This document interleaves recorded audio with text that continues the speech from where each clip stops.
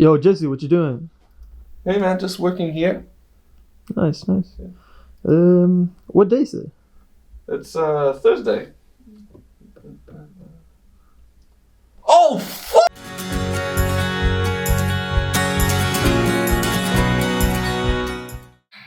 Hey, what's up everyone? Another Wednesday. We're here with Emil. Thank you for joining us today, Emil.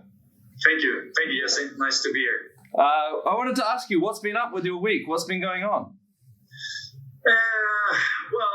We're in the phase now where we're making sure all of our clients are good to go to the US, which is our sort of core job, is to get them to college on scholarship. So we make sure this time of year it's a lot of making sure the paperwork is in order, visa, NCAA player license,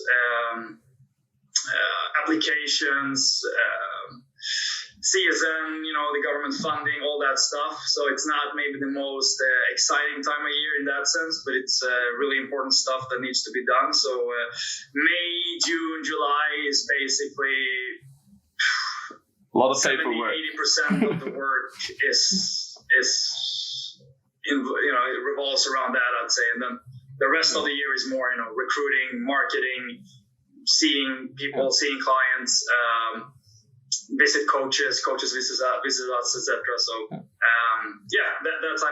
that time of year. Yeah, well, great that you mentioned that as well. And obviously for our viewers, to give a little background a little bit of that too, Emil is a college recruiter. So maybe you could tell us a little bit about your passions and where did that start, and what types of players you're working for and with. Maybe give us some background there. Yeah. I think my background is very similar to most of the clients that I help, which is a plus for everybody. I just like everybody else, I dreamt of the professional big contracts. I was a pretty good player when I was young. I played a little bit in the national team for my age. I got recruited by IFK Gothenburg, the youth side there, U19, U21. I had a 3-year contract there over high school. And then I got loaned out to Division 1, a team called FC Trollhättan. So I played Division 1 men's league for a year and a half, and basically realized, I'm not going to get signed with the big contracts. I could potentially hang on to be playing for, in my 20s, but it's not going to be maybe what I wanted initially when I started, and then I heard about college. You can go there, you can get an education, you can play at a very high level.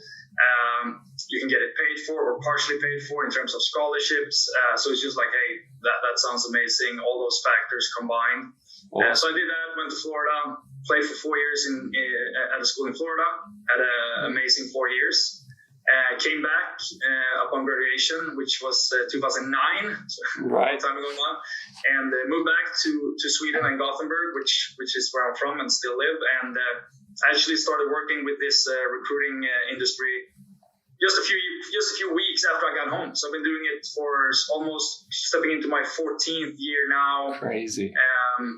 Most of the clients that I help are, same type background, good players that maybe don't really make the big pros, Allsvenskan, etc.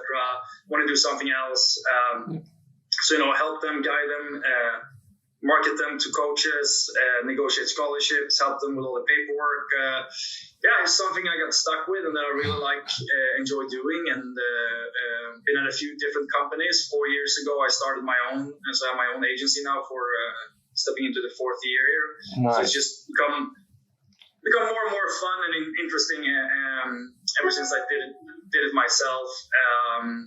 Do it a little bit differently versus other agencies in terms of just focusing on football, no other sports, and most of my guys are at a very high level. So that's the short version, I guess. No, that's really awesome to hear that. And since you've gone kind of through that same situation yourself as a player, it's really nice that you're able to associate with players going through that same experience. But maybe for our viewers as well,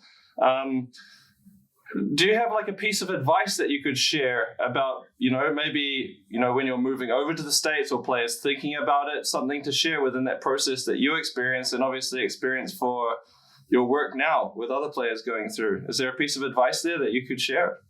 I mean, I think the advice would be to look at your own situation. Like, what do you want to do moving onwards? Do you still want to try to pursue going pro? Where does that leave you in terms of education? Do you want to try to combine it, which you can in the US, which is the upside? And where many teams nowadays are so good that you still can go pro. For example, I have a few players in Superettan that have went to college, graduated, 23, 24-year-old, they're playing Superettan, they have a bachelor's degree. And so I think it's all about your personal interests. The advice is to look at where am I now and where do I want to be in X amount of years and what's the best pathway for me. So it's just different for everybody.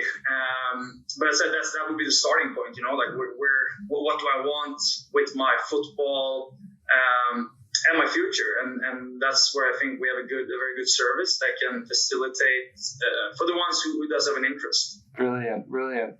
And over the last week, have you learned anything new yourself personally that you can share? Oh, wow. After 14 years, I don't know if I've learned something new the last week. Probably I have. I'd like to think you learn something small new every day, but nothing that I can really think of, I guess, in that sense. Nothing that sticks out. No, not really last week or so, no. No problem. And obviously, I can't leave this conversation. Obviously, it was more than the start of this week, but the Champions League final. Did you see that? Who were you supporting? Did you expect that result? Any comments about that? Yes, of course I saw it. I'm a Madrid fan since 1998, where I started to follow Roberto Carlos. So I'm a Real Madrid fan, and so obviously I watched the game. I thought Madrid was going to win because of the culture that they have. Looking back at history in their finals, I think they've been in like 16 finals and they've won like 13 or 14 of them. Yeah, it's crazy. So even though perhaps Liverpool has a stronger year, potentially a stronger, I don't know if they have a stronger squad, but potentially a more solid team in a sense. I actually did think Madrid would win based on the performances they had against, like PSG, City, etc., with the amazing comebacks. It was just sort of meant to be. So I was happy that they won, and yet another trophy. So it was a fun game to watch. Absolutely, and their path, as you mentioned before, to go and reach the final even and go and take it out has been absolutely ridiculous. There with the kind of teams. It's in the walls, I guess, in that club, and I think with Ancelotti too, who's had that experience, and he really got the group together, and so did Klopp. But I think it's just more the experience in the club last, say, 20 years or so. Even though Liverpool's won a few times, it's not really been they don't have the same ratio in terms of stats. Yeah. It was enjoyable for sure. Yeah, absolutely. Anything else that's been happening this week for you that you currently wish to share? Let me think. Not really. I mean, the summer is upon us finally here in Sweden. Yeah. It's always a good thing because it's quite cold and dark. A lot of finally some sun. I think that helps everybody. Everybody is happier. A lot of my clients are graduating high school actually last week, this week, next week. So it's fun to sort of see them, celebrating. It's a fun time of the year in that sense. So looking forward to the summer. Trying to get as much as done as possible in the weeks to come, so I can hopefully get some vacation and enjoy the summer. Fantastic. And Emil, thank you so much for joining us today on our What's Up Wednesday. And we'll speak really soon again. Yeah, thanks. All right. Thanks. All right, take care.